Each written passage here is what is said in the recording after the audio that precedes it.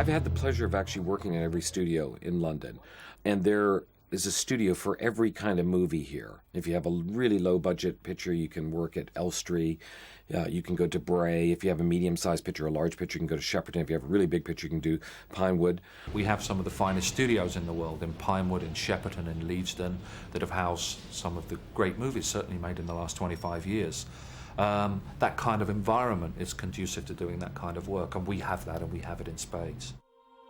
Pinewood opened on September the 30th, 1936, and we're in our 64th year now. We've done some 700 feature films, many, many television programmes and hundreds of commercials. We're currently shooting the 19th of the Bond series, The World Is Not Enough. Also a very large television production called 10th Kingdom, but over the years, I mean, Batman, Superman, all of the large films that you can think of, a lot that sometimes are considered to be American, but of course they were all indeed shot here, but from very large productions to the smallest of productions. Michael and Barbara said to me before I started on this picture, where shall we do the next one? So I said, well, why not Pinewood? And it's paid off because we do have this big back lot where we've got all our models, the paddock tank where we've got our walkway set, and we do have a lot of stages plus the IO7 stage. We've filmed, I think, 14 of the, or 15 of the 19 Bond films at Pinewood, and it's a very comfortable place and sort of think of it as Bond's home. The trouble with a Bond film is you can't shoot anything really on real locations, so they blow it all up. I mean, that's the language of the Bond film. The studio seems incredibly well equipped and incredibly smooth, because this is a very complicated operation. This is day 101 for me, and I've had a second unit who's up to in its 90s on their days. So, you know, we're putting a lot of demands on the studio here, and, you know, so far everything's been going good. Some 3 years ago we decided that we were going to have a major development of the site. We had been working for a number of years in refurbishing the site, but we looked at it to think that one thing we seemed to lack were large stages, and decided that we could redevelop in about 4 different phases. Phase 1 is the two 20,000 square foot stages, together with 30,000 square feet of supporting offices, including makeup and hair, dressing rooms, wardrobe, and 18,000 square feet of workshops to support those stages as well.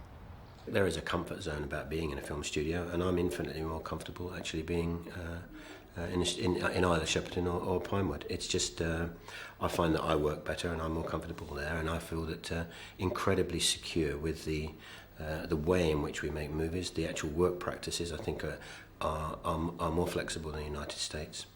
I think that the pool of talent is the same. I think it's silly to wave flag and say, oh, we're better than them. I think it's nonsense.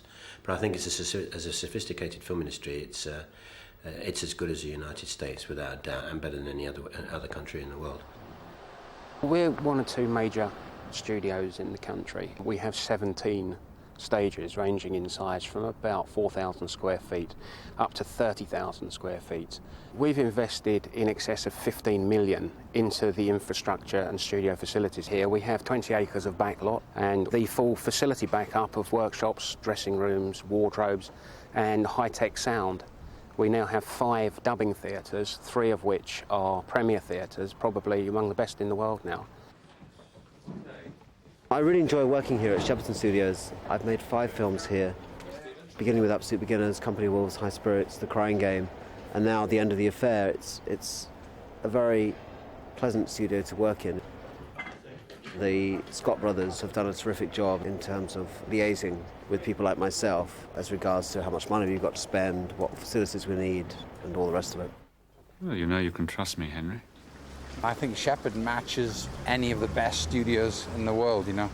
One, first and foremost, in terms of talent, and I think it is really a studio which is actually now run by directors, and we're designing for directors. And I think we do have the best people skills, the best talent in the whole of the movie industry.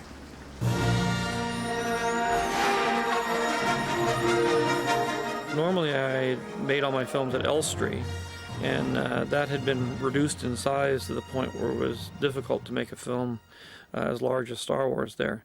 So we looked around to see if we could find anything that would be big enough.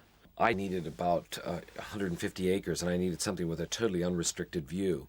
There was only one place in the world that I could do that, and that was at Leavesden. We've actually got in excess of 145,000 square feet of stage space.